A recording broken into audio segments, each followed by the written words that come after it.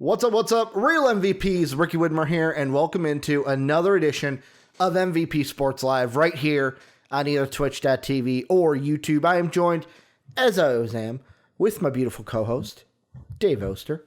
Hey, everybody. And Dave... My mic was sitting over there. I saw him, like, oh shit, You probably should have told me that. Probably should have like, Dave, your mic? How about you? Didn't notice at all. After you were like, I'm ready when you are, I'm like, okay, cool. We gotta start this because today, Dave, is a very special day, not in the sports world for us, but in the gaming world for us. It's special in the sports world too. As you and I are getting ready for Shadowlands to drop tonight. So I'm just going to be frankly honest, like the tweet and the announcement I put out has a shit ton of topics on it. But if we're getting close to 5 o'clock and we haven't hit some of them, they're just going to get pushed tomorrow, Dave. Like the NFL recap is going to be rapid fire. Oh, no, that's already tomorrow. Yeah, it's all basketball today, Dave. No one gives a shit about football on Tuesdays. After the Monday unless it's game. Aaron Rodgers Tuesday. I mean, hey, maybe we're going to get Aaron. Maybe I got Aaron Rodgers. You never know. Maybe I did. Maybe I pulled some calls today. Hey, maybe instead of Aaron Rodgers Tuesdays, we'll have Mitch Trubisky Tuesdays. I mean, he might be up for something. He's probably pretty bored. Matt Nagy Tuesdays. Nope, pass. Adam Gase Tuesdays. Definitely pass. Definitely pass. Speaking of that, though, before we get into everything, Dave, do you want to hear the hot topic on Get Up today? Let's hear it. The Jets are more set for the future than the Bears. They are set better for the future than the Bears are. I want to argue, but I honestly don't know. I think it was Theo Riddick's reaction was just like the mega eye roll, which was like, of course it is. That team hasn't won a fucking game yet. They've got picks. They do. We don't. They do, and they're going to get Trevor Lawrence the number one pick because they ain't going to win 2 games. Unlikely. But we're here, Dave, to talk about all the happenings that went on in the NBA this weekend. It was a jam-packed weekend. Trade rumors, signings, more signings, and then more signings, and then trades, and then more signings, and then the sign and trades. They were all happening this weekend. Woj and Shams were dropping bombs like crazy, and we're going to get into most of them today. Before we do, very quickly, if you're not in the Discord, you're behind the 8 ball. Get in that link down below or exclamation Discord into Twitch chat. Is the best community on the internet. If you want to support us, Patreon is the way to do that. Patreon.com/MVPvids. Yet again, link down below or exclamation Patreon into Twitch chat gets you that. And Twitch, you can also throw us a sub there. We're live on Twitch every Monday through Friday. Twitch.tv/MVPvids. We're also on YouTube, though, at MVP Sports. And Dave, this is a rumor that came out of the weekend. We had a rumor to start the show before we get into all the signings, Dave, and that is out of Washington. We talked about a Russell Westbrook John Wall swap, Dave, but it's apparent now. Shams dropped the news that apparently John Wall has told the Washington Wizards, Dave, trade me. I want out of town. We literally just got a new report that says they're on the same page and there's no problems in Washington. Dave, then I'll ask the question, should the Wizards trade John Wall? Not will they, not are they, should they trade John Wall? No, don't give up on John Wall right now. Like, this is the dumbest time in the world. Why would you take Russell Westbrook over John Wall right now? Like, John Wall's coming off of, I think, 700 days of not playing basketball. Like, Let's see what he's got. Like, you're going to pay a butt ton of money one way or the other. It's either John Wall, Russell Westbrook, either one. Russ obviously has his flaws in his game. John Wall can be a better facilitator and defender, at least, that you are aware of, if he can return back to form. So, like, if I'm the Wizards, I'm not getting robbed right now and eating a Russell Westbrook contract if I don't have to. If John actually wanted out, sure. But I think the latest report, okay, so we're pull it up real quick. Reddit's just real fucking slow here. Everything's gonna be slow today, Dave. There's news like crazy.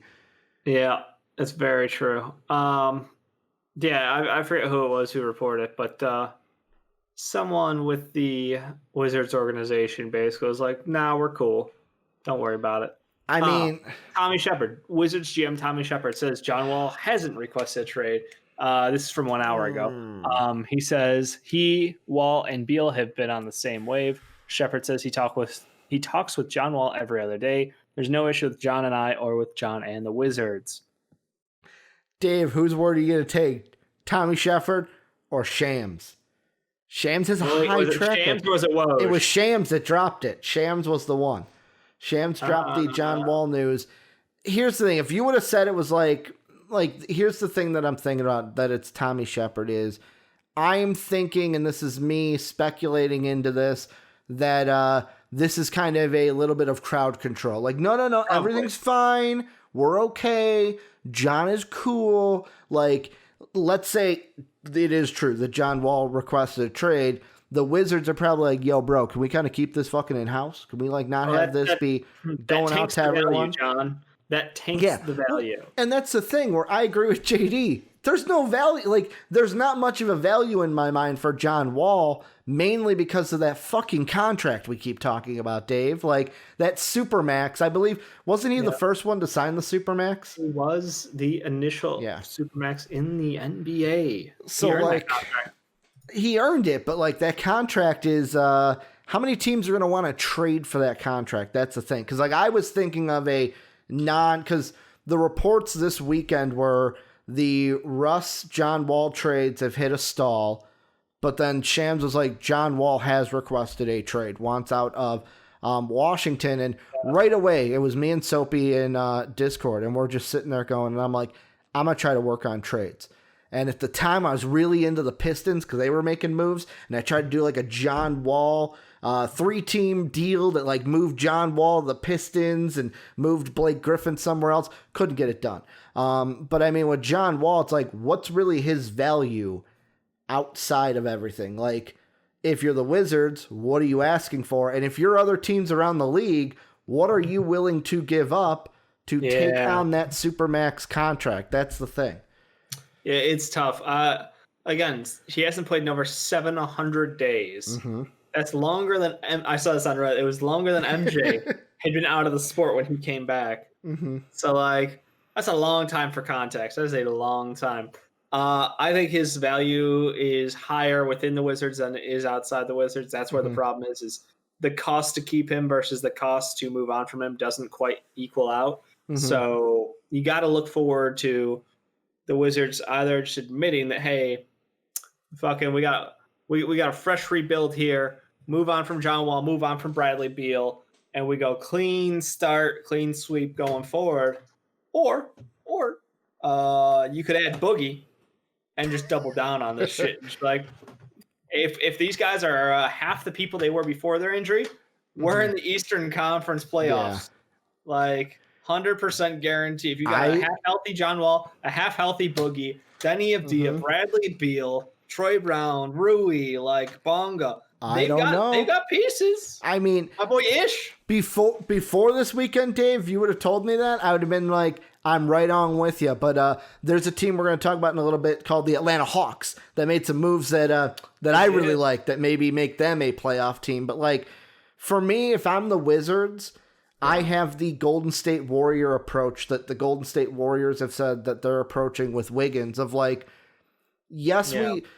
it's not the same situation of like, man, we've never seen Beal and Wall play together before. We've seen it, but it's like, let's see how Beal and Wall work with this team that we have. Because with John Wall and Bradley Beal both healthy, this is a team that should be in the playoff hunt. Like, even with a Boogie, without a Boogie, they should be in the playoff hunt just with Beal and Wall alone. The only thing is also, like I mentioned with the trade, is what are the Wizards going to want? They're probably going to want a lot of first-round picks. And it depends on what they're getting back. Are they getting back a star? Are they getting back a handful of role players as contract filler? Like, if you're just giving me contract filler, then I'm going to expect a couple firsts. But if you're going star for star, then you got to figure out, okay, well, which star has greater value? And do you think there's a star out there that the Wizards would want to add? Obviously, Russ is the one that everybody looks at. I think you bringing up Blake is a great question. Obviously, the fit on the Wizards isn't exact, but if you do, like you had mentioned, a 3-team deal to try to shift him around to, I don't fucking know, That's the thing. I was trying to find team. I tried to throw out, like, before Steven Adams got added, the Pelicans I tried to do, the Jazz, maybe one of them. Put Mike Conley in that fucking three-ring circus. Mike Conley, Blake Griffin, and John Wall take a go around, and they try to make something happen. But yeah, it's just John Wall's a unique situation. I still think the Knicks should be involved. Like, that's the one to me. I'm like, Knicks could use that point guard. I'm just saying. I mean, Knicks point guard.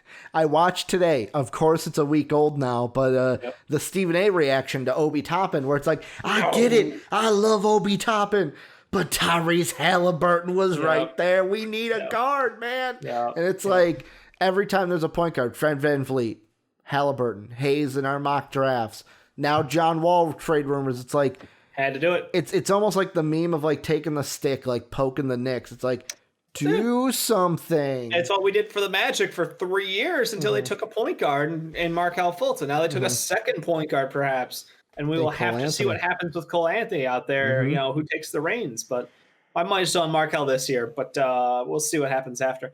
But yeah, John Wall, maybe that's a team. Fuck it. Yeah. Maybe the Magic are like, hey, John Wall plus Isaac plus Chuma plus JV, not JV, straight up. Yeah. Why can't I think of his name? Vucevic. Yep. Yeah. Like, that team could do something. Why not?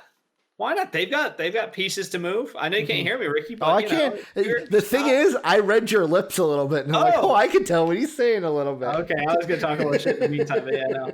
Like, there's a team that Magic could flip assets for John Wall as well. I think there are, because they have Aaron Gordon. Aaron Gordon, a very interesting piece who a lot of teams would love to have. He would be the one that would be moved, right? Because I was thinking, if you're the Wizards, would you want to try to get Gordon or Vuce? We've kind of talked about both with the Magic. Actually, I don't think that Mo Bamba is starter quality yet. No, remember, Rick, he was a project. He was a project. Yeah, so far his song is still way better than him, but I think at the end of the day, we will have to wait another year to see what he will be. But yeah, I think that they've got a couple assets that could work out money-wise, and they've got some young talent on that team who they could flip over. Like, the Magic could be an ideal partner for them. So I mean, I'm all for that. If it's me, though, and you're asking me, gun to my head, is a deal going to get done? I don't think so. Not right now, at least. They start the season with John Wall. He plays with Bradley Beal. Let's see what this team can do together is kind of what I think. Because I want to see Denny out there with those two. After everyone's bashing Denny, too. There's more Denny hate in our comment section, too. They can go suck it. Guys, he doesn't have a shot. It's like, we knew he didn't have a shot. We knew he had to develop it, guys. Like, that's the thing that gets me, but that's I'm a fight fans. That's a whole other conversation. Dave, the biggest free agent signing probably, there were a lot of big free agent signings, but the big fish that kind of flopped, and JD, if you're out there, earmuffs, my man. You're just going to want to earmuff this whole conversation because it's just going to be la, la, la, la, la. I don't want to hear it. But Gordon Hayward. And yet again, Dave, I did the fucking Chicagoan thing. What did I do in our graphic? I did the Chicagoan thing. Hayward signs with the Hornets. Didn't mean to do that, but I guess I type it sometimes with an S. Gordon Hayward, though, signing with the Hornets.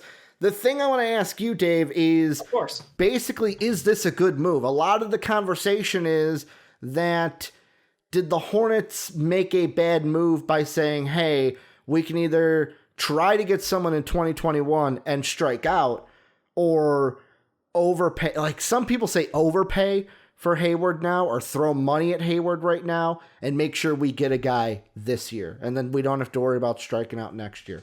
Right. And it's a fair question to ask. I mean, it's an easy one to answer, though. Who wants to go play for them? Fucking no one. So you spend the money now on someone who you impressed in free agency his last time around. Yeah. There were a lot of reports out there that, hey, Charlotte Hornets did make a great offer for him prior to him re-signing in Utah and then eventually being moved over to the Celtics. So, like, he really appreciated what they'd done for him then. And he's like, hey, they got my back before.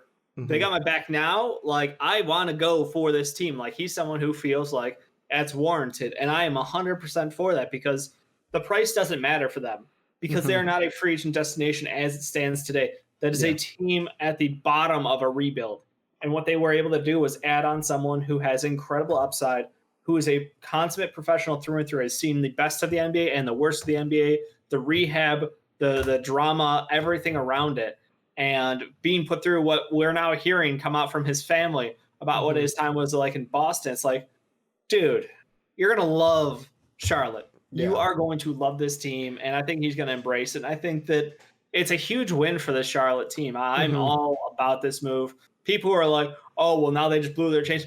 Who was going to was Giannis going to go to the Charlotte Hornets? Please tell me who had Giannis as the odds-on favorite for the Charlotte Hornets. Oh, well, LeBron was going to opt out with a 1-1 and stay with AD, and the three of them were going to all the way down to Charlotte to play with Michael Jordan. No, get out of your own fucking heads, you idiots. Like, this was what they had to do. This is a not major market. Yeah. What you have to do if you're in a non-major market is either draft well, develop well, or overpay. Yeah. And what they've done here is they overpaid for someone who has clear history of injuries. He is prone, I don't know if it's the right word, unlucky is the word I continue to use for him, because it's not the same body piece that is hurt every single time. A la Steph Curry's ankles being made of glass. This is just Gordon Hayward perhaps is one of the unluckiest basketball players we've ever seen. But I still think that what we saw him shooting-wise last year, facilitating last year, rebound, he still has a complete game. Like, I still think he's a guy who is going to flip around and look fantastic for this team. This is not going to be a Terry Rozier thing where the Celtics just patted him on the back, like, go ahead, you and Kemba swap. We're totally evensies here. Don't worry about it. Like, no, this is Gordon Hayward is walking away from the Celtics being the fourth man on that roster to now being a guy on this Charlotte team, and I love it. And the thing that I like about this, and the one JD in Twitch chat saying that, like, oh, it's a good signing, but MJ really threw a bad contract at him, major overpay. To me, maybe the reason I don't see it as like in a bad overpay is because, like you said, they're Charlotte. Like, who's going to come play for Charlotte? And that's not like a knock at like culture. Bingo. And like, that's the main thing that I love with this signing is it's kind of the similar thing I said when CP3 got traded to the Suns, where that's a young Suns team. They need someone on that team that actually has like deep playoff experience. I agree. And CP3 did. Well, the one thing we always talk about with young teams, Dave, is when you're losing, you're not making the playoffs, you're just developing a culture of like, we're just losing. And now it's like you add Gordon Hayward, the main veteran now on that team, around young players like LaMelo Ball, Miles Bridges, which, it's going to be interesting to see how... He's a bench player. I mean, he'll probably come off the bench because like PJ Washington will start at the 4. But PJ like Washington is very good. PJ, LaMelo. PJ at the 5. But again, it gives them versatility. Another thing that you always want to see. No, I love this signing for them. And I think Gordon will probably have not a career year, but being the number one on a team again, as we assume, like, if he puts back up somewhere around like, a 19-5-5 for the season, wouldn't be shocked. Yeah. Would not be shocked. And if he gets over the 20 mark, like, who's saying it's an overpay now? Yeah, and I mean... It's an overpay until his contract's over because you have to count the games played. That's all that matters in this case. And I know that some people are going to say, yeah, but Ricky, like, I know I saw something about maybe Bismack Biyombo returning, which wouldn't be the worst thing in the world. Biyombo and Zeller split time last year with the Hornets, so they could just do it again. But, like, to me, I look at it and I go, am I talking about a Giannis or a LeBron or a KD level player? No, but, like, next year, will there be a free agent, one of like the lower ones? Like maybe I'm thinking on the caliber of like a like a Steven Adams, like below that top tier, but not like the absolute top. That's like, fuck it. I like what they're doing in Charlotte. I like Gordon Hayward. I'm gonna go play with like. Is Gordon Hayward though a guy where someone would go, yeah, I want to go play with him. I want to team up with him in Charlotte, even if it's not a top dude. Oh, Dave's got a phone call. Dave's on the phone, so I'm gonna rant a little bit more. I don't see it as a bad signing though. Like JD, where you say major overpay, I don't think that's the worst thing. I gotta make a phone call real quick. I promise it'll be under 2 minutes. I apologize. You're good. You're good. I'll fucking rant and rave a little bit because like The other question that I have with this, and I'm just going to straight talk to you, Twitch chat, so you guys can reply to me and kind of serve the role that Dave has, is this something to where can Gordon Hayward make the playoffs with the Hornets? Like, that's something, like, because the Hawks we're going to talk about, Dave said the Wizards with John Wall, Bradley Beal. Like, for me, this Hornets team, if I'm going to pull up the standings really quick in the NBA from last year, they were not out of the playoffs for that. Like, they weren't that many games back, is basically what I'm trying to say. Let's see here. Not NFL, want NBA. Let's look at the standings from last year. So, like, last year, they missed the playoffs because the Magic were the 8th seed. They were what? Fucking, okay. 23 back were the Magic, 29 back were the Hornets. So about 6 games back. Like, the question for me, and yes, it's going to be a shortened season again, so that'll kind of play into it as well, but can the Hornets, with Gordon Hayward, with LaMelo Ball, depending on how he plays this year, could the Hornets be a team that is in that discussion for the playoffs?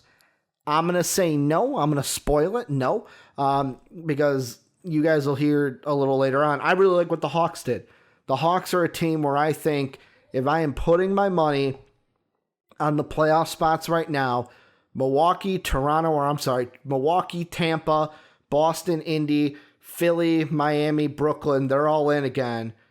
That 8th spot, it ain't going to the Hornets. I put my money on the Hawks. Like, Dave, the thing I was kind of talking about is Gordon Hayward enough. This team was six games back of the 8th spot. Is Gordon Hayward enough to make a playoff push in this shortened season with the Hornets? It's unlikely. It's very unlikely. I'm with you. I think that a couple of teams have made moves to put them in that position. I think this year it's just so volatile. I mean, like we said, Gordon Hayward's got the injury history. We don't know what we're getting with LaMelo. I think you and I both have extremely high hopes. High hopes for him. High hopes. But what he'll be in year one and how many wins added that means for this team is a big question. So I think that we're going to expect them probably to be probably like a 10th seed. Although at this point, that could make the playoff bracket. Oh, that's right. I forgot about the fucking play-in tournament.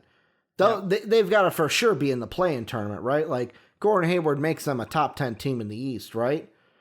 The bottom of the East is anybody's got a shot, I completely forgot about that play-in tournament. The Bulls are bad. The Knicks are bad. The Cavs are bad. They're bad. Like, we're going to see the bottom of the East fight it out to see who makes it into that tournament. Yeah, I mean, it's going to look like the NFC East out there. Kingy, you're in chat. You're going to hate the first thing I was going to say. I was going to say, well, at least we know the Knicks won't be in the play-in tournament. But Kingy says you fight for the top 10 and get in that play-in tournament. I completely forgot about that. I agree. Last thing I was going to ask you, Dave, before you had to go take your phone call was Gordon Hayward. Is he enough to bring some veteran in next year? Not necessarily a top guy, but will there be anyone in next year's free agency class that's like, fuck it, let's go play with Charlotte. I want to go play with Gordon Hayward and this nice young core that the Hornets have in stock? I think that there's definitely the opportunity for that. And at worst case, they could likely move on from a piece in a sign and trade kind of a deal to, whether it is a Miles Bridges, Malik Monk, even a Rozier, like guys like that, Am I doing the thing with Steven Adams? Am I doing the Chicago thing and add the S on it when there's not supposed to? Oh, who did I go to? Okay. I thought that so JD dropping some breaking news. Adam Thielen has COVID. So, because JD said also Ricky Adam, and I was like, I mentioned Steven Adams earlier. I'm like, is it Steven Adam? Like, am I doing because I had S's the thing, like Joe Burrow. No, it's Steven Adams. That's what I got confused by JD's comment. I was like, oh shit, am I saying it wrong? But yeah, the Gordon Hayward signing, didn't say the contract earlier in case you didn't know, 4 years, $120 million for Gordon Hayward. Big question mark around the Celtics not getting anything for that deal. We had heard the talks were in place for the Pacers, and we had a proposed deal of perhaps a Doug McDermott and a Miles Turner and draft compensation of sorts fitting in there, and yet no trigger was pulled. So I'm just saying it begs the question. You actually remind me of something, because Retro, our buddy who's in the Discord, he brought up a point that I necessarily didn't agree with, and this kind of is the last thing we'll do with the Hayward thing. He mentioned, let's see, I got to find it really quick. He goes, basically his point is that did Charlotte make this deal with Hayward to where basically what they can do is if he plays well this season, they could then flip Hayward and trade him. I didn't see that. Right away when he said that, I went, no. And the reason why I say no is, like you mentioned earlier, 2014, Hornets wanted to sign him. Only reason they didn't get him was he was an RFA, and the Jazz said, nope, we're matching that shit. You ain't leaving Utah. I think they have a genuine interest in him, and unless there's something that's absolutely ridiculous, they're probably going to keep him home. Yeah. But moving on, Dave, the next team, they're the team I'm really high on. And, like, if I'm going to have a second Eastern Conference team that's going to make the playoffs next year, the Atlanta Hawks are that team, Dave. The Hawks, I have loved everything that they've done. Like, you talking about the Blazers, who we're going to talk about also on this show. Yeah. I love everything the Hawks did. So, Danilo Gallinari, 3 years, $61.5 million. Rondo on a 2-year deal, $15 million. Chris Dunn on a 2-year deal, $10 million. Right now, unless things have changed today, Dave, I haven't seen anything. They offered Bogdan an offer sheet for 4 years, $72 million. So if the Kings want to match that, they keep it. Otherwise, Bogdan goes to the ATL. And then today, Solomon Hill getting signed to the Hawks as well. Like Milfence added in our Discord, basically some more bench defense. Like, I have absolutely loved what the Hawks have done. Like, adding on Onyeka Okongwu in the draft. Basically, adding on Danilo Gallinari gives you more shooting from the outside. Rondo is pure defense. Dunn is like... Rondo has a 3-ball. He has a 3-ball, but, like, I'm looking at this from a value of, like, now either Rondo or Dunn next to Trae Young. Rondo just points the hand and goes, rings? Exactly. Like, I'm coming here with rings. But so like, you'll respect what I tell this locker room. He is the student of the game and perhaps smarter than their head coach guy. I don't even think he needs to demand. I don't think he'll demand respect. I think he'll just be giving it like Vince Young was. Well, I think now not Vince Young, Vince Carter. I'm football. Like, going football. No, with his most recent ring, I think that's balanced out his reputation in the league. I think for a while there, post Mavs time, fans and players were kind of bagging him still on that shit. But clearly, he is a consummate professional, one of the smartest players in the league, and I think that Trae Young has a lot to learn from him. Trae Young's passing ability plus Rondo's brain, like if you could just put that together, that's terrifying. The only question is, though, Dave, is what is, like, everyone was talking before free agency. What does everything mean for John Collins? After free agency, do they keep him or move him? That's my big thing. Like, you got Onyeka Okongwu that's going to need a spot. Like, you've got Danilo who can go 3-4. You think so? Onyeka off the bench? I think so. Because the rumor is John Collins wants a max contract as well. Which the Hawks, are you going to give John Collins a max contract? I wouldn't yet. I would wait to see how this starts. There's no time constraint in this one. This is a situation where they can go into the season with John Collins on his current deal. This is not like he has to be signed or otherwise he's not playing games. Yeah. So play it out because they have a lot of lineup options out there with young guys, old guys, and a great mix of vets mixed in. So, like, I like what they can do. I think John Collins right now is in their starting lineup, but I could easily see him falling back. I think that, again, Gallo will be happy to play in the second unit. He doesn't care. Like, he's just professional. He's a sharpshooter for life. If he's having a second unit foreguard him, God help the other team. Like, that's their fault that he's going to shoot 50, 50, 90 on them. Like, that is what it is. So, like, the lineup diversity here is massive. You mentioned the fact they added double defensive guards who are versatile. Rondo and Chris Dunn can help out both at the 1 or the 2 defensively. So that gives them coverage there. They still have one of the brightest stars up and coming that I'm hoping for in Cam Reddish. Like, there are just so many good pieces on this team. Now they're incredibly deep. They've got a good mix of young and old. I really want to see what you're right. The John Collins thing, he doesn't fit. Yeah. But that doesn't mean he has to leave now. Mm-hmm. He could be good value for something mid-season. He could be draft value. He could be anything. Like, he could be a boat. You know how much we always want a boat? He could be because, like, for me, the one team when I was talking about, like, the John Wall, Blake Griffin kind of 3-team deal, my original vision was adding the Hawks into it to where the Pistons would get John Wall, John Collins would go to the Wizards, and then Blake would be heading to the Hawks. Now, yet again, that means Onyeka is on the bench, but I feel like a guy like Blake Griffin at the 4 would fit in a little bit better with this team than a John Collins. Mainly because they're not that dissimilar.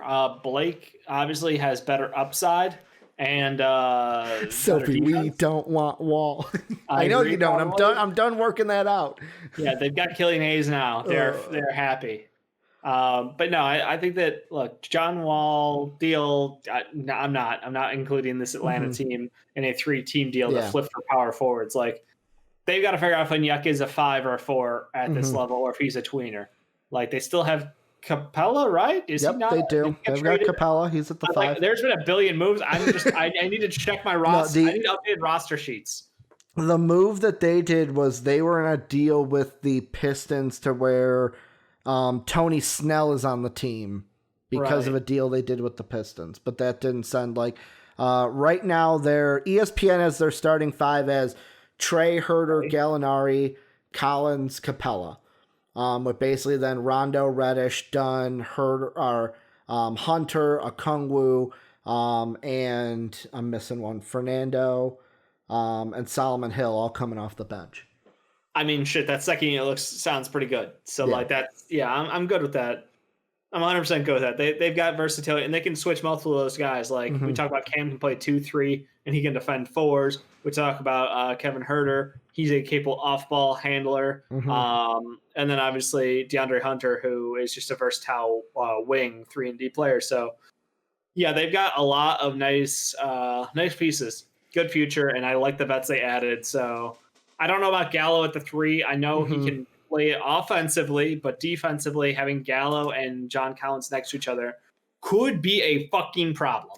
Just putting it out there. To me, it depends on what we see from Cam Reddish. Like, if Cam Reddish makes a leap, he's in at the 3, Gallo's at the 4. If he's bubble Cam Reddish and better, I am telling you, Dave, this Hawks team, like, I know we talked about in our mock drafts going forward where it's like, oh, they want to add now. They want to do things now in order to win now with Trae Young. And that's like, they get on Onyeka Okongwu, and I was like, I'm sitting there, I'm going, not what I was thinking. Like, I'm like, I'm thinking about, like, trading that 6 to get, like, a DeMar DeRozan, or to get 2 picks to get, like, a DeMar DeRozan. I throw that name out because that was the rumor of the name that was linked to the Hawks, but it was also a sense of, like, after free agency, it's like, every single one. And then, like, even the one we haven't even mentioned, like, maybe get this makes the John Collins thing even harder, is add Bogdan to this team. Bogdan's at the 3, like, then Danilo's at the 4, Bogdan's at the 3, John Collins coming off the bench. Like, Bogdan's a better 2. Bogdan's really good too. All right, so that moves Herter to the bench. Yeah, and Herter should be a bench player. Yeah. Herter on the bench is good because if you run a Chris Dunn lineup, you want Bogdan or Herter next to him. Like, it gives them that kind of versatility. Again, it's puzzle pieces. Chris Dunn brings you defense. Bogdan brings you additional passer. Herter is similar to Bogdan, but worse. Like, they've got some similarities there. So and like Soapy brings up the point of, like, to be fair, Collins isn't a terrible defender. He just sucks at guarding the 3-point line. Right, he can't guard in space. Here's the problem with that, though.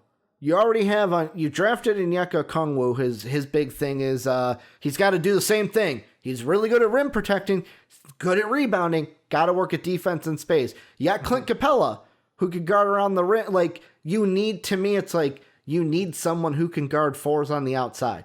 I think the hope is Onyeka will develop that, or John Collins will develop that.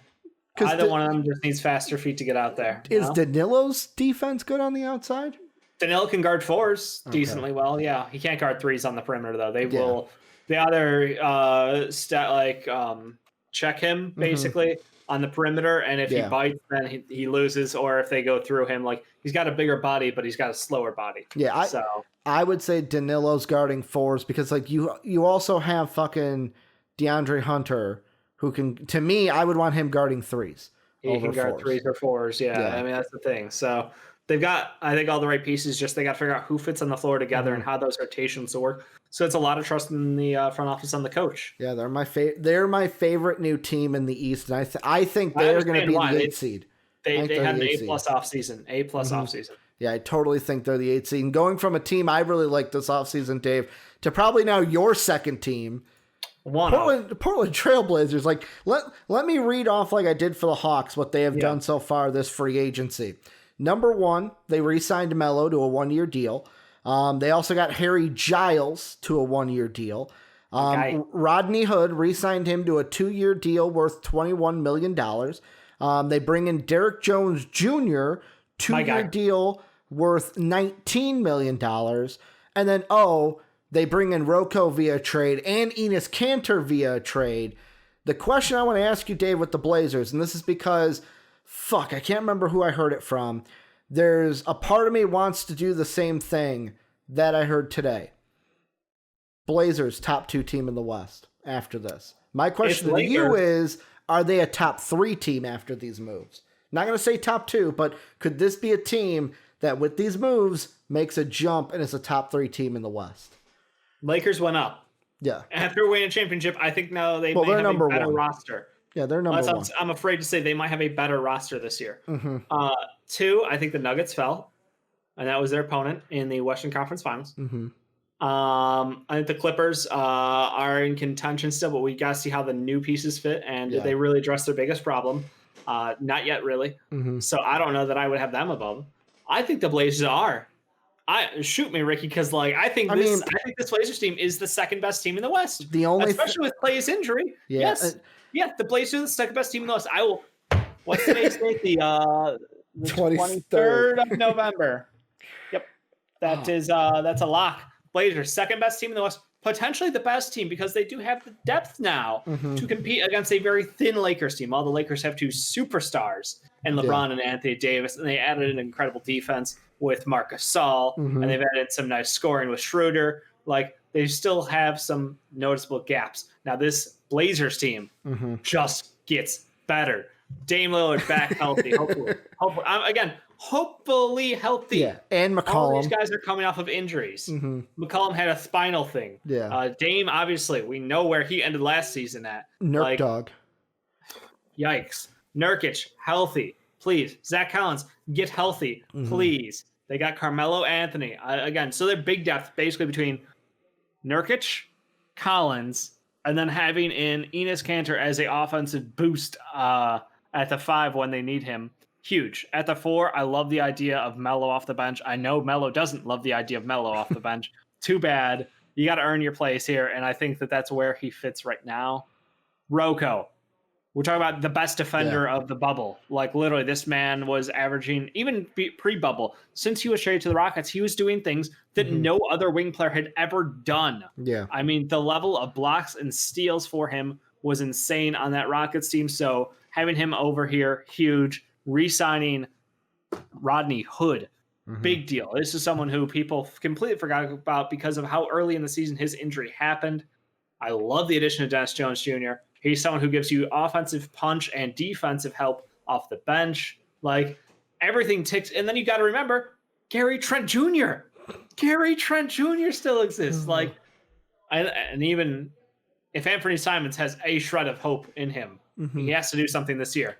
This is his last chance on this team to prove that he's still the future of this team, because I haven't seen it yet. We've seen 4 games, and outside of that, he's not. He's nothing better than that backup point guard, and I'm ready to move on. So, Blazers, I fucking love your team. I think your offseason was magnificent. I think you are the second best team in the West. I think you have a deeper team, but I don't know if you will have a healthy enough team to knock out the champs right now in the Lakers. Yeah, I mean, for me right now, Dave, I was mapping this out earlier today.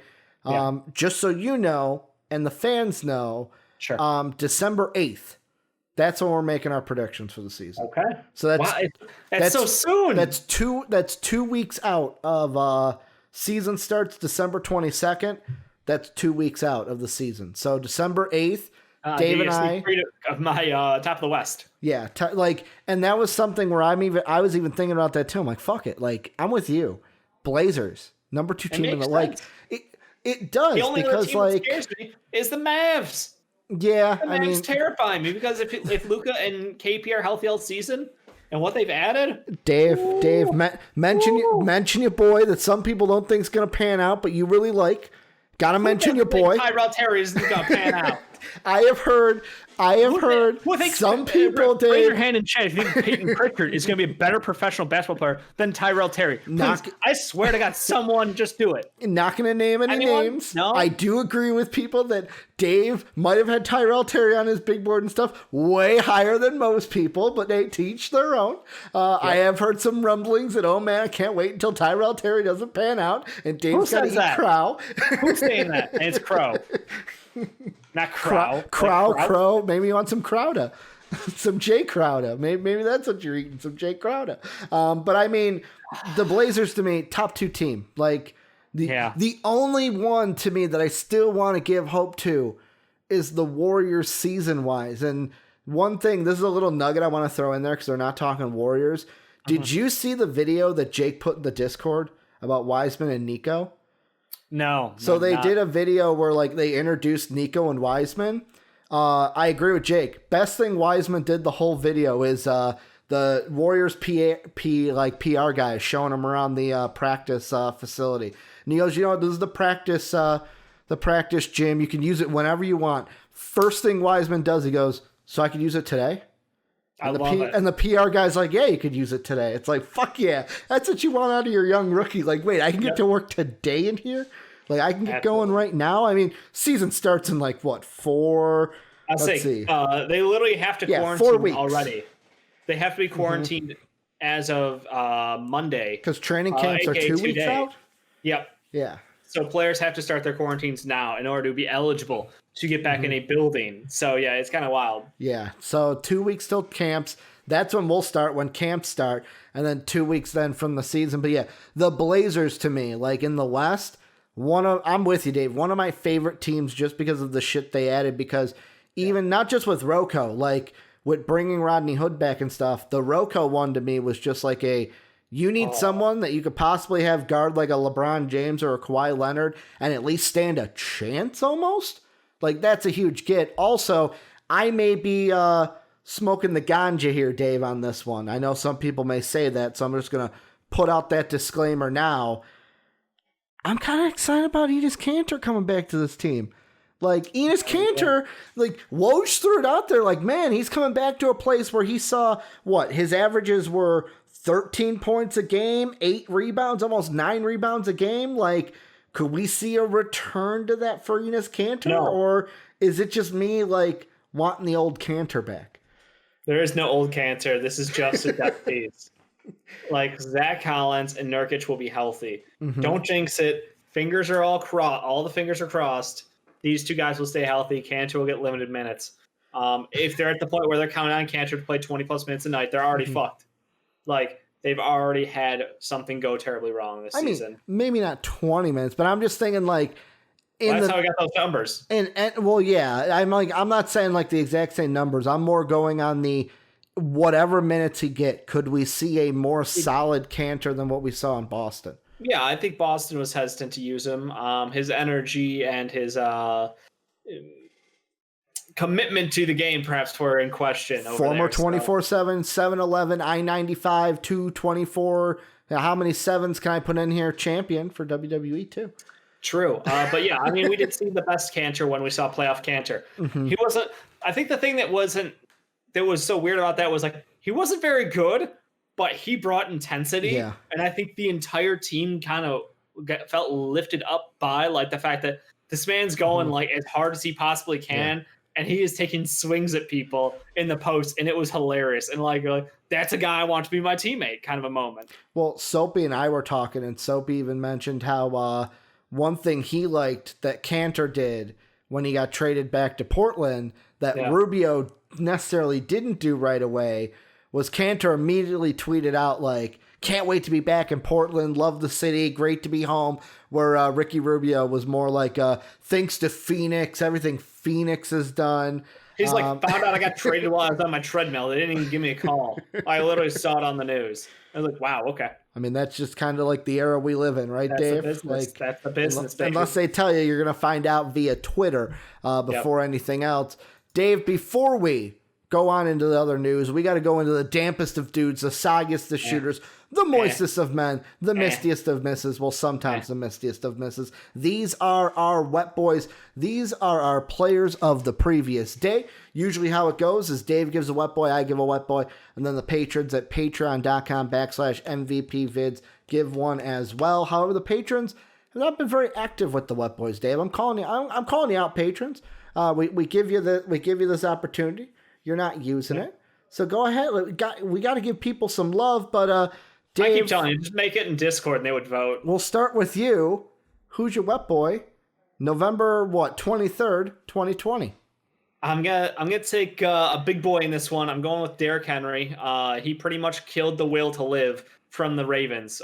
This game was a bruising one. Pretty much how I called it up. The other thing I didn't see was the pregame showdown between Harbaugh and Mike Vrabel. Yeah. And that one was a weird standoff, and I wasn't quite sure what to make of it. I caught some interviews.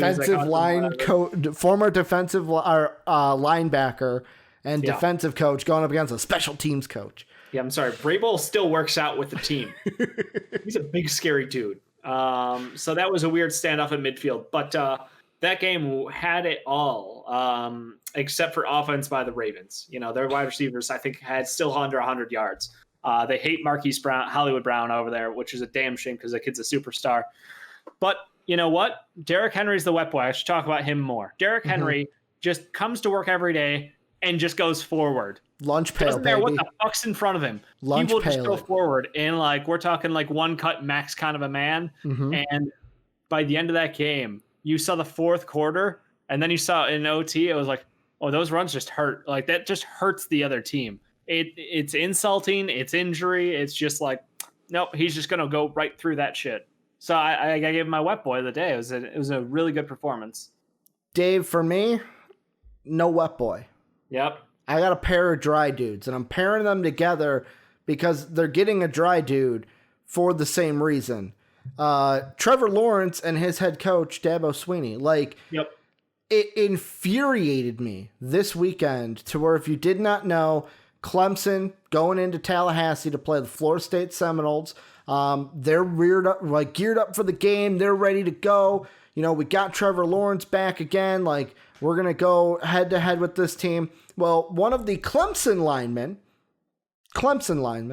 tested positive, and found out about that positive as they landed in the plane. So, because he was on the plane with the team, Florida State did exactly what I should have probably given a wet boy to Florida State and their officials, more so than the dry dudes. But I want to basically shun the non-believers for a second. And Florida State was basically like, well, we ain't playing the game. Fuck it. It's off. We're looking out for the safety of our athletes, the safety of Clemson's athletes, the safety of everyone, the officials. We've talked to the ACC. We're canceling the game. Not only did Trevor Lawrence tweet out, man, we are ready to play, which I get the argument of, oh, well, kids are going to want to play. I kind of have a feeling, though, Dave, like, I get the argument that people are going to go, well, don't expect Trevor Lawrence. Like, of course he's in the situation. He ain't going to look at it from an outside view. When it's a global pandemic that is literally killing, we're going to get to 300,000 people by the end of the year, Dave. I am for sure of that, because we're already up above 250. Like, I feel like there should be a little bit more awareness, especially when all the comments are like, didn't you just have COVID 2 weeks ago? Weren't you on the sidelines for the last game without a mask on? Like, people just throwing shit at Trevor Lawrence. And I'm standing back. I'm like, go ahead. I ain't going to defend him because he don't deserve to be defended for it. Should. And then Dabo Swinney basically saying, this is in another tweet, Dabo Swinney still fired up. COVID was just an excuse to cancel the game. That made me sick to my stomach, Dave. That you're the head coach of a football team. You're supposed to be the role model for these young kids. Like, you can say with Trevor Lawrence, oh, he's a kid. He doesn't get it. Mm-hmm. But can you say that about Dabo Swinney? No. Dabo Swinney, you're an idiot. Trevor Lawrence, you need to get your head out of your ass. That's all I'm going to say. Like, I'm not going to go on the side of calling you an idiot because I do see where the people are coming from. Like, you're in the situation, you want to play football. I'll call him an idiot. I mean, as a kid, I made some stupid mistakes where I shouldn't have. But it's get your head out of your ass, see the whole bigger situation, because this is bigger than football. How many times do we have to say it? I know Trevor Lawrence is not watching the show because Trevor Lawrence doesn't watch the show. I know firsthand. I text him. He's not a dear friend of ours. He's not a dear friend of mine, Skip. But yeah, I got to give dry dudes when they happen like this because this was this is the stupidest shit that I've ever seen from this, and it keeps just coming out over and over with this. Tone deaf. They're 100% tone deaf, and I think like part of the thing that feeds into this for Dabo is the fact that he's trying to every game that they don't get to show the committee that with Trevor we're the best team in the country. There's another chance that they're not in the Final Four. Yeah, but like, didn't the committee already say they were going to take into consideration like games missed and shit? How much consideration? Because now we're talking about teams only playing 6 games. Maybe are they going to get in 7? Are they going to get in 8? Like, who knows? So at least it's not like the Big Ten where there's literally no room. Oh, by the way, did you see the tweet of the weekend? By the way, from Illinois. So Illinois completely spanked the Nebraska Cornhuskers this weekend, and the Illinois Twitter account, I'm going to fucking bring it up because it was a beautiful tweet from the weekend. They basically tweeted out, they fucking tweet a lot, Dave. Basically, it was along the lines of like, hey, Nebraska, thanks for wanting to play football this year. It was like, yeah, you guys really wanted to play football, huh? Because we just spanked you. So Illinois getting a little shout out. They get the tweet of the weekend. But Dave, moving back into the basketball news, the Pelicans made a move. This is one where it was a part of a big trade, a big 4-team trade. Denver gets RJ Hampton. Pelicans got Steven Adams. They've got 2 picks from Milwaukee, 2 other pick swaps. This was the deal that sent Drew Holiday to the Milwaukee Bucks. And I believe then the Oklahoma City Thunder got players and then some picks as well in the deal. The thing I wanted to mention from this, we already talked about Drew Holiday going to the Bucks. We don't have to rehash that. I'm going to Woj you right now. I got to go ahead. This. Go ahead. Dave's going to Woj me, going to phone me. So I'm going to kind of go into this and kind of set up the topic of Steven Adams is a New Orleans Pelicans. And for me, I am totally excited about Steven Adams being a New Orleans Pelicans because the question we're going to ask, if you're on YouTube, you already see it, of like, what does Steven Adams mean for the Pelicans? To me, this is the one thing we talked about of like, they need to figure out what they need to do at the 5 because although Dave and I like Jackson Hayes, right? You like Jackson Hayes, Dave?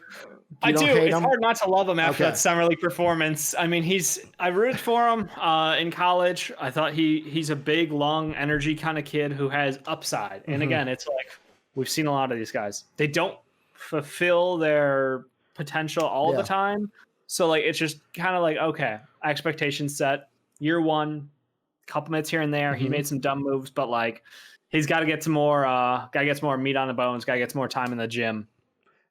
Now that's interesting, Kingy. Kingy says he hates the fit. Because, like, for me, I think Steven Adams is the move that is like, yes, this is what the Pelicans needed to do. I think he's going to work good next to Zion and be a good mentor to a Jackson Hayes, help his development. I like the move for the Pelicans. Am I stupid for thinking so, Dave? Because it doesn't seem like you like the move. He's a great man, but the fit is horrid. Okay. Where is their spacing? They got rid of Drew Holiday, added Eric Bledsoe, who can't space the floor. Now they go ahead and, plump in another big Bledsoe, I believe, is on his way to Oklahoma City. I take that back. Then. I'm gonna double check myself. I believe he's on the way to Oklahoma City. That was the deal for him for Steven Adams partial, right? I think so. That I'm makes gonna more just sense. pull up the Still, fucking point being, tweet I again. don't like it because Steven Adams is a big center who blocks up the lane. In Zion, in order for him to fly, he needs to be in that lane. So like, I'm picturing Zion's final form as a 5. I don't care how tall he is a 5. Out of that, or you have a tweener, like a 6'9" kind of guy, like an Onyeka Okongwu, or like a Jackson Hayes who learns to shoot the ball. Someone who has that foot speed, but also a shot on the perimeter, at least a 12-footer. Get him in space. That's the answer. Is like Steven Adams, well, he does have a good turnaround game. He can do the pick and roll at the top of the key. Like, he's not a perfect fit. That's my concern. Yeah. Yeah. BI is the only who shoots well on this team. I agree. Like, it's BI, it's JJ Redick. And we'll see how long JJ stays in the team. And also, who's the third I'm thinking of on the wing?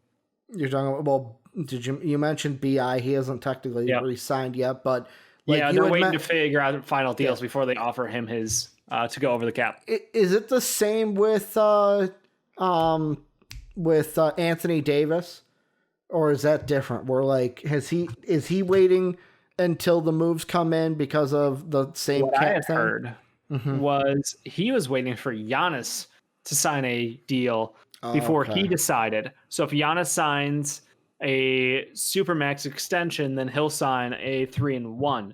But if Giannis will not, then he will sign a 1-1, and therefore lining up with LeBron James so they can both wait and let the Lakers go ahead and swoop in for Giannis on a max, and then they can re-sign both of those guys to have Giannis, LeBron, and Anthony Davis on the same team in what would surely just ruin the entire fucking league and the enjoyment of most fans.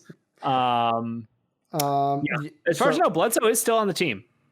Yeah, so it was George Hill that got me. So George Hill went to the Thunder. Which is a shame because George Hill's a hell of a spacer. It was George Hill and Darius Miller. And shoots threes. Yeah. He's got a clean form. Love him.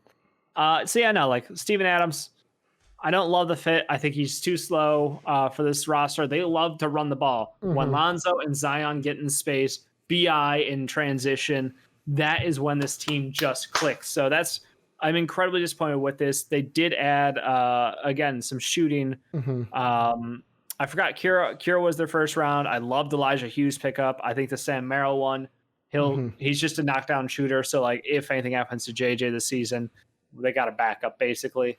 It'll be a downgrade, but still. They're a team who lacks spacing at critical times. Now they have another playmaker. I think Bledsoe's as good of an on-ball defender as they had with Drew, but like obviously the team defender is going to go down a bit. So yeah, I think at the end of the day, I don't like it. I think Steven Adams is a blah move. Like he fills a hole on the team, but here's the problem. Yeah. Who would you want them to go get in this time? Like with everyone pretend free agency starts over again, like who were they supposed to target? I didn't think there was anyone they were going to get. Turner. They can't get Miles Turner. They would love to have someone like a Serge Ibaka. Serge Ibaka wants to compete for a championship, not go play for the Pelicans in the bottom of the West. So, like, that's the problem. They need that floor spacing big. That is their dream guy. That's who they have to find next year.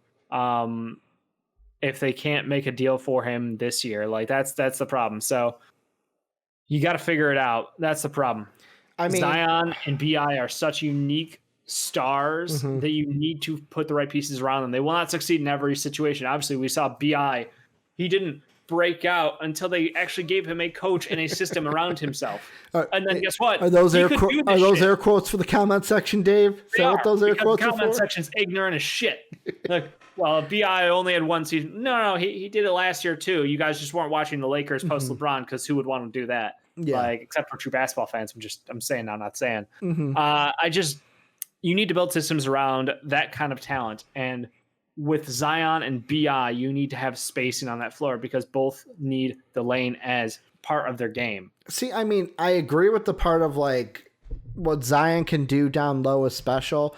I don't think Steven Adams necessarily hurts the team in transition because like you don't need slow as shit.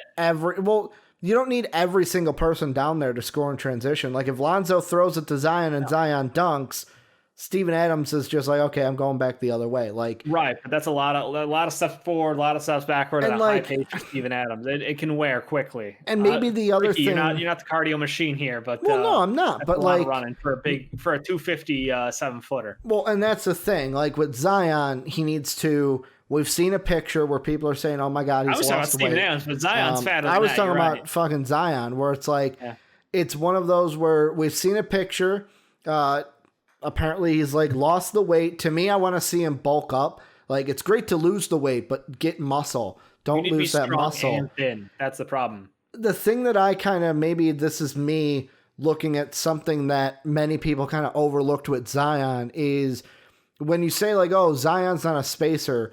Not yet. To me, there's a shot. Like, Sean and I would always get into these arguments because what I saw at Duke was Zion has a shot. Is he a knockdown shooter? Is he lights out from the outside? No, but he has a shot. And you can teach that. You can work on it to where I feel like Zion, if he puts in enough, you can teach. And I can't. He's not 7 feet tall, so you don't have to teach that. But basically, like, I think he's got to do the same thing like Blake did, where Zion's got to work on that outside shot, add that to the game. A long time to decide to put the effort into that. I don't think that'll be the same issue for Zion. Yeah. But at the same time, Zion couldn't get his fucking weight under control for a year. So, like, that brings to question, again, the commitment to the game and the commitment to his body and to the profession. So there are a lot of questions as far as his personal training situation, what he thinks he is on the floor, and what the Pelicans believe positionally he is on the floor. Like, what is his role on this team? Like, maybe Zion's like, I think I'm a 5, but I think I'm the most dynamic 5 the NBA's ever seen. And I need to be 275 to be out there running with guys, more like 300, in order to bang low with them, even though he's been very clear about, like, I'm not a 5, but, like, maybe he thought, hey, if they're going to put me here, I might as well bulk up. And then it was get your fat ass in shape to run the floor. Yeah. And there were some problems. So I don't know. Like, if he's a 3, he's a 3. Play him at the 3. I don't care. If he's a 4, play him at the 4. Like, whatever it is, he's got to get in the same line as far as what his coach wants to do, what he's going to be, and how to best work his body and his shot to fit that. Because you don't practice threes if you're a center who's going to stand under the net and just yam it all day. And for me, maybe it's because I don't see Zion as a center. I see him more as the see him more as the 4 that can basically take it to the hoop and yam it down if he wants to. Also, the thing that I think of is the Steven Adams move, bringing him in. I think says more about Jackson Hayes than it says about Zion. He's just not ready yet. Like, you're exactly right. Not ready. Needs to develop still. And like, the one thing I wonder is, was Steven Adams brought, like, how much did Stan Van basically be like, not necessarily like, oh, I want Steven Adams, but like Stan Van coming in going, hey, in order to run my system, I need a big. Are we going to make a wall? I need a big. Because like, you think about it, Orlando, they had Dwight.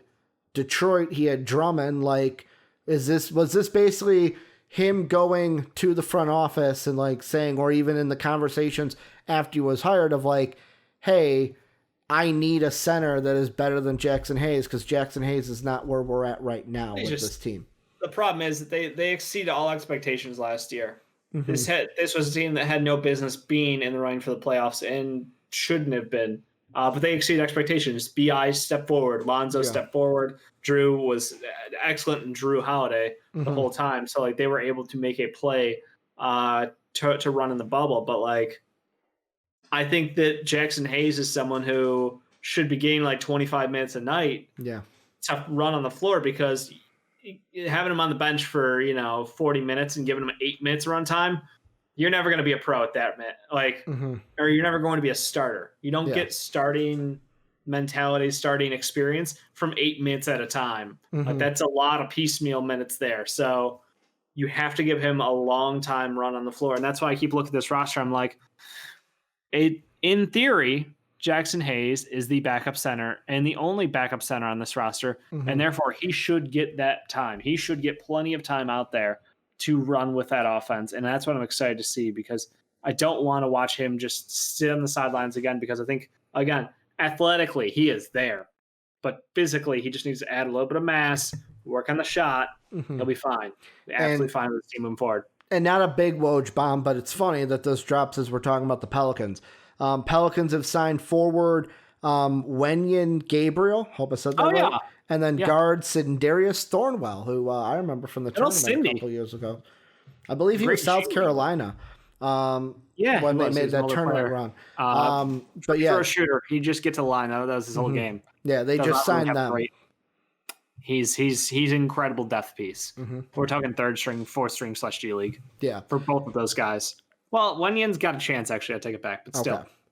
Moving on though, Dave. One team that you mentioned already, the Los Angeles Lakers. So this is a team. This is what they added. Like you said it, Dave. Like this team won the finals. Might have gotten better roster-wise. It's actually better. There was a meme I saw that's basically a picture of Homer sleeping with a smile on his face with a Laker hat on, and it said, Laker fans going to bed tonight knowing that their team got better with free agency. Here's the moves that they've made so far. So Dennis Schroeder, they bring him in via trade before free agency even opens, before the draft. They bring back KCP, 3-year deal worth $40 million. They bring in Marc Gasol to a 2-year deal, Montrezl Harrell to a 2-year deal worth $19 million, and then Wesley Matthews from the Bucks, 1-year deal, $3.6 million. Dave, have the Lakers made the moves to basically say they're going to repeat as champs and they're the favorite to be the champs? They are the favorites to be the champs. They made the right moves. I would love to see them go get Derrick Rose still. That's just for my own heart, though. I want him to get a ring. Do the Pistons want to give him up, though? Because I've heard Soapy say that he doesn't want to, he's fine being in Detroit. I think it's at some point he's going to go for it. He still thinks he's got a lot in the tank, though. So let's not rush him. He's our man. He's our guy. But as far as Lakers are concerned, I still think their guard depth. Obviously, Avery Bradley needs to play this season. Will he? Don't know. I'm hoping yes. But yeah, like Alex Caruso, this is the step forward year. The training wheels are off. We saw him have a big moment in the playoffs, several big moments, I should say, in the playoffs. No Rajon Rondo to turn your back to now. So it's just down to him off the bench unit. Love to see him playing. Oh, Avery Bradley is a member of the Heat, Dave. He is no longer on the team. I forgot that. No. Just throw things out there for people. Dave had a lot to do this weekend with manual labor. So he could not stay, because you said Avery Bradley, and I was like, I think he signed somewhere else. Yeah, I appreciate you calling me out. He signed, all the time. Avery Bradley signed a 2-year deal, $11.6 million with the Heat. So he's was that because Crowder left? Yeah, so it was chain reaction of Crowder. Yeah, so it was Crowder. I believe it was the Woj bomb was. They're still waiting on Crowder. They've got someone lined up if he doesn't, and then boom. That was that Bradley. cryptic bullshit. Okay, yeah, that makes sense now. Thank you for clarifying that. So yeah, no, this is the Caruso time. All eyes on him to carry that second unit and potentially get like huge finishing minutes with this roster, because he is someone who I know Lakers fans are still very high on. But yeah, they added scoring. They added Gasol to be an excellent defensive presence. Yeah, the question will come down to that whole fit at the 5, though. It's the Anthony Davis closing lineup. What do you do? Obviously, the Clippers and Montrezl Harrell had opinions, and they had interesting results with him out there, and he got killed for it publicly. His lack of defense and being abused in the post. Apparently, Clipper players were stunned when they heard Harrell was going to the Lakers. Shocked them. Yeah. They didn't know. Yeah, Trez Pat was like, "The fuck." Yeah, like are you fucking kidding me right now? Like, kind of a moment. So no, it was a shock that Trez crossed town or cross the locker room, crossed enemy lines. But yeah, no, we'll have to see what happens. We'll have to see what happens as far as Gasol, because I want him to be the guy who's going to close out with them. Because he's no matter what his age is, he's still just a great defender. Yeah, he's fantastic down there in the post. I think he's one of the smartest guys, and he can move the ball. Like, he can be a point on the offense where the ball can move through, which is so unique and gives them yet another facet to that offense that they've been able to we're going to keep on building on, Yeah. So to me, you mentioned the guard position, and the one guy that I am putting on Laker watch, Richard Jefferson also puts him on Laker watch, because my whole thing is, once Batum was waived by the Hornets, I was right away in the Discord. I'm like, he's going somewhere to get a ring. And I was like, could probably go to LA. Like, and He's even Richard Jefferson yesterday tweeted out, what time does Nicholas Batum's flight land in LA? Cause like, that's another interesting thing though. Like with Batum is if I'm Batum, maybe I don't sign before the season. Maybe I wait until like he's a guy that I know they're extending. Yeah, so he's going to be $3 million for the next 3 years. No, $9 million total. 3 years. Yeah, so it'll be $3 million each year. No, $9 million for 3 years. Oh, I thought it was $9 million in total. No, $9 million a year for the next 3 years. His deal was $27 million. Then $9 million the next 3 years. I was reading into that wrong. So he's got some bank that he's going to be getting for the year. I almost look at it to when he is officially waived. He might be someone that goes, let me wait. Let me. You know what? We need to play full season, guys. I know that my team didn't make the playoffs. I got more time off than like the finals people, but like. Let me wait around. JD, let me see where people go. Your sign and trade shenanigans. If it happens, it happens eventually. Like, let me see where people are and then make a decision mid-season. Bismack Biyombo to back up TT. You got Tristan Thompson, Bismack Biyombo going to make you feel better. If you're Batum, it's not you. It's the Celtics. It's the KOC in my head. If you're I'm mad at you, if you're Batum, though, Dave. Are you signing before the season, or do you wait until mid-season and be like, let's see where everyone is, and then I'll pick my shot? I think he should sign before. I think that he's got to get in some reps, man. Like, he didn't get to play basketball for the last year. Like, he legitimately just got flat-out benched, and his shooting splits were not good. His limited minutes, like, he was basically told, like, if you have to shoot, your shots are shit, apparently. You know, it's just he could not. He should still be a good player. And by good, I mean a passable bench player. Yeah. What he'll be at this point, we'll have to see when he works out and gets back in shape and like gets with this unit. But I think he should sign earlier rather than later because he needs time to get back into game shape because it's been over. In my mind, he hasn't really played basketball seriously in like 2 years. Yeah. I mean, he's been on the coast. That was one thing we talked about in the Discord of like, well, what's his performance going to be? But like for me, I also think about the nugget also is if let's say he signs with the Lakers, his role won't be as big as it was with the Hornets. He'll have a smaller role. Hopefully his role was already because his role in the Hornets his last year was no. I mean like before that. And his role the year before that was called "You Don't Take Shine Away from Our Kids."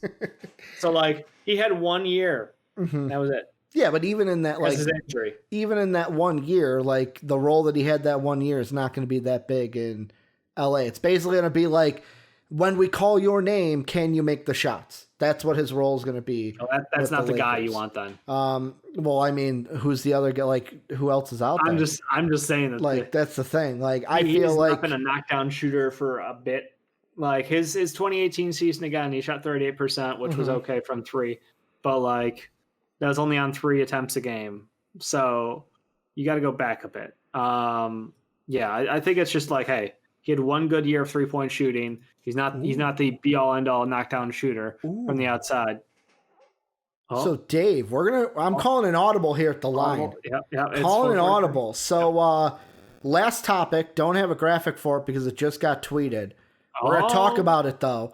Sham says free agent DeMarcus Cousins and the Houston Rockets are nearing a deal. What are your thoughts? What are your thoughts, DeMarcus Cousins, if he signs with the Rockets? They're supposedly nearing a deal per Shams. Shams. Supposedly. Supposedly. You said opposedly. Oh, whatever. Supposedly. I agree. I believe in Shams. Deal, then. John Wall is being traded for Russell Westbrook. You think so? You think that's what happened? Him and Boogie are buddies. Okay. Like thick buddies. So the fact that those trade talks have stalled. This is leverage. Okay. This is Rockets using leverage. And this is funny because the Rockets went out and signed themselves a center this year.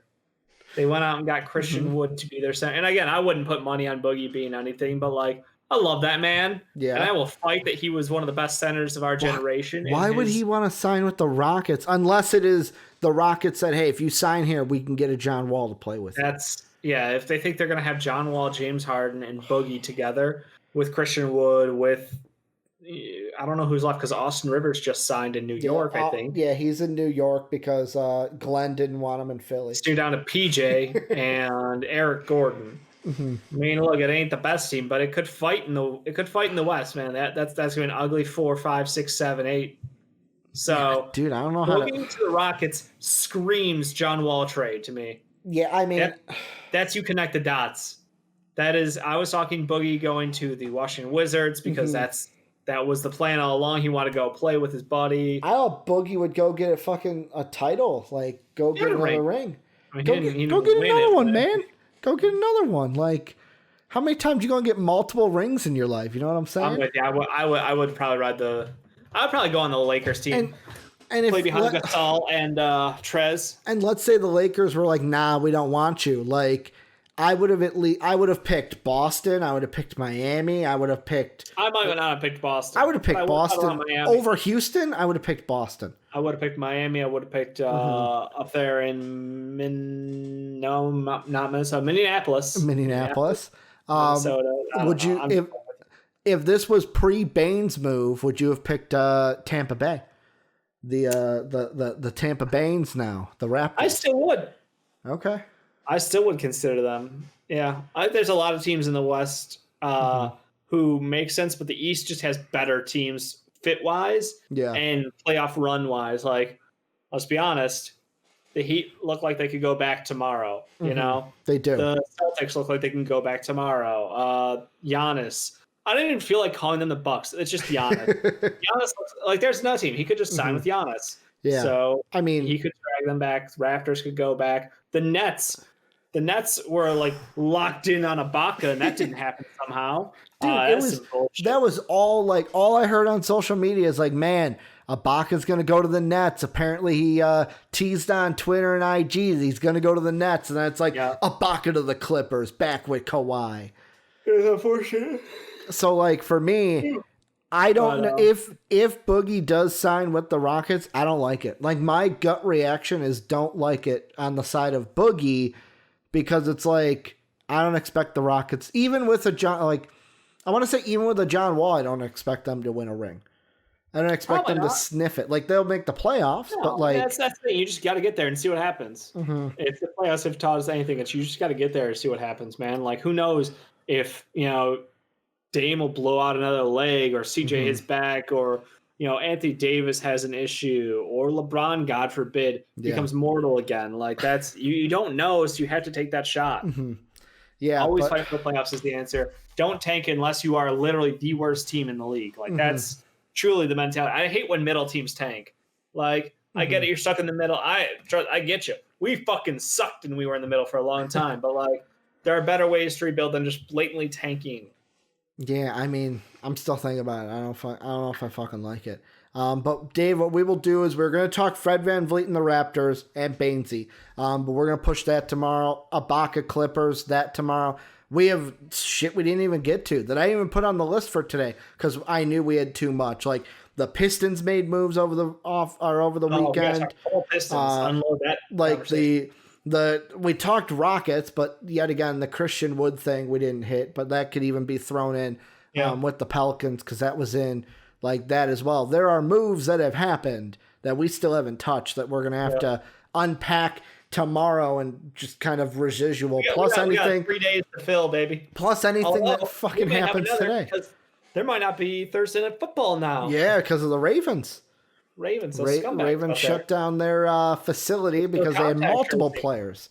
Yep. Yeah, multiple personnel. Don't know if it's players or coaches good point. or staffers. Good point. Let's not T's and P's to all of them. T's and P's.